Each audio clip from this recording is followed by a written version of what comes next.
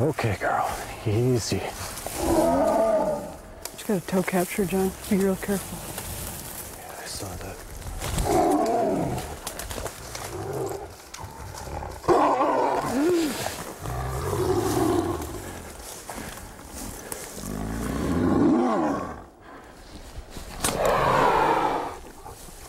Okay, back up.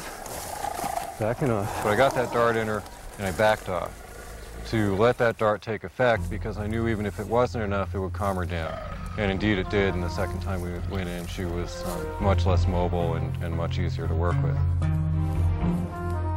Any capture, whether the tiger is agitated or not, we try to avoid eye contact, try not to approach too closely, stay in a little bit of a cover if we can, and in general try not to present ourselves in a threatening or dominant way.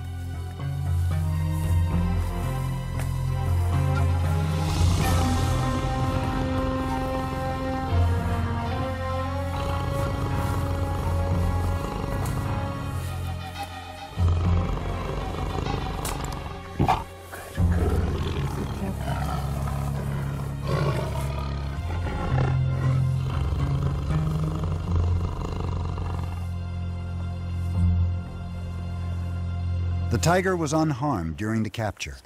The team must work quickly before the drugs wear off. Tigers have no blink response when sedated, so their eyes must be artificially lubricated and covered.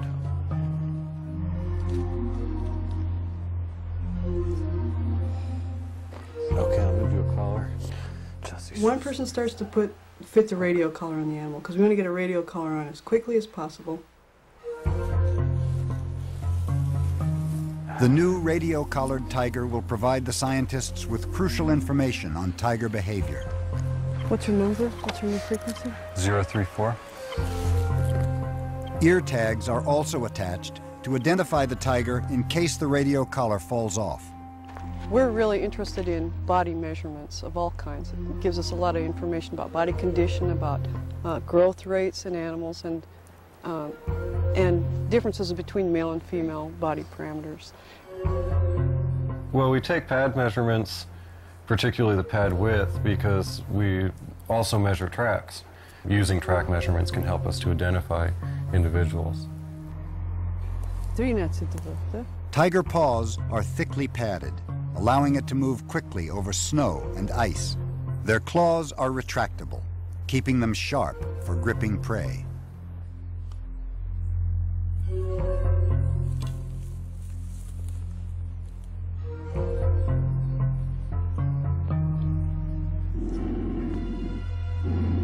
Yep, we got head movement already.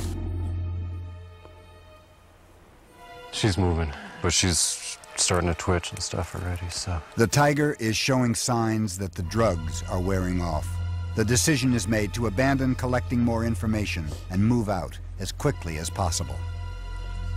We have radio collars on 9 resident tigers, and that represents just a small portion of the entire population of Siberian tigers.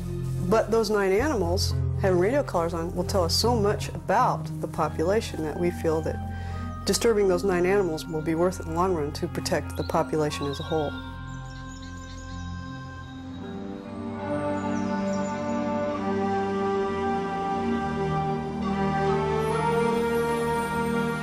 Tigers are not alone in this wilderness. The village of Ternay lies at the edge of the reserve. The people here have lived with tigers for generations.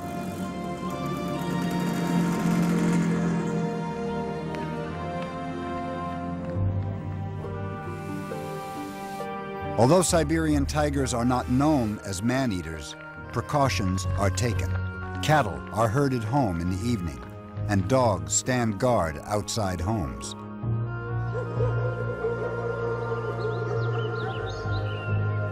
It is not unheard of for a wounded or sick tiger to wander into town looking for an easy meal.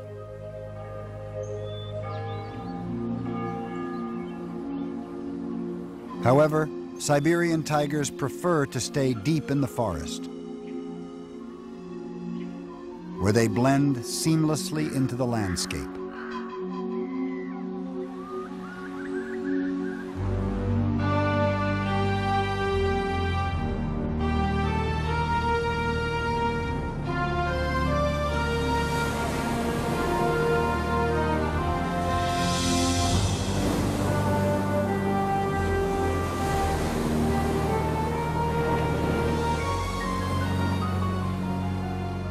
life in the Russian Far East adheres to nature's own timetable.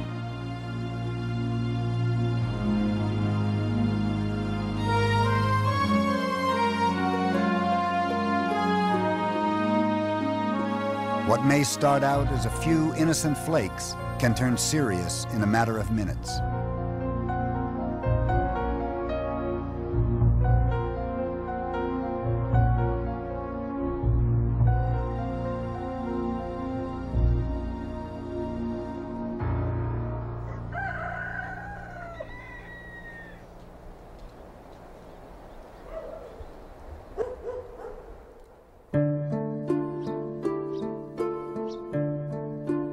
The Siberian tiger was unmistakably the top predator of the Russian Far East. And for centuries, it thrived here in secure isolation. Those days are gone. The modern world has cut its way through these ancient forests. Logging is shrinking the Siberian tiger's habitat. The roads that logging creates leaves the tigers vulnerable to speeding cars and poachers. Katya and Larisha face this threat every day. Their home range is bisected by the area's busiest road.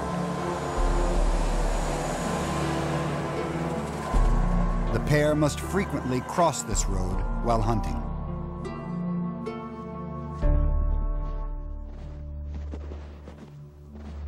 John and Linda are concerned about Katya. They say she is often too bold, too close to the road. Other tigers are more wary. 11-centimeter hind foot. Okay, so he was walking on the road down there, and probably a car came. He ran up the bank, came around here, and then ducked down behind this tree. So you can see where his front feet were here, and then his hind leg was kind of out to the side right there, and his tail stretches around right back here. Probably a car came, he hopped up here and ducked down and hid, watched the car go by, and then he went back down and walked up the road. It is difficult for a tiger to learn the dangers of roads. Its first encounter with a car or a poacher is often its last. This tiger was killed close to the road. The poachers skinned the cat, but left its bones behind, perhaps unaware of their value. The skeleton alone is worth more than a year's wages for a local family, a tempting proposition for a people in such dire economic need. Tiger bones are highly valued on the Asian medicine market for their ancient curative powers. This belief has pushed the Siberian tiger to the brink of extinction. To combat the illegal trade in wildlife, anti-poaching patrols have been launched across the region. Checkpoints are set up to look for poachers transporting illegal wildlife. Anatoly Astafia, director of the Sikhoty-Alin Biosphere Reserve, accompanies his men on patrol. Setting up roadblocks and checking vehicles is a good measure of poaching prevention. If we discover a poacher, we confiscate his prey and his guns. The patrol is also effective because we widely announce our intention to check certain roads on certain days. So many poachers who would have come here do not. Of course, poachers still hunt on the reserve, but they are not as numerous as they once were. Still, this is not a typical job. The men work 24-hour shifts. It is difficult and intense work. The patrol's dedication is paying off. Poaching on the reserve is down by 40%, but they must be ever vigilant.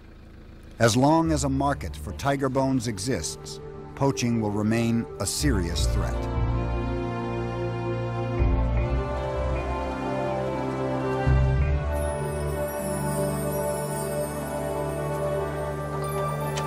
John, Linda, and field assistant Kola Ribin are traveling to Katya's home range.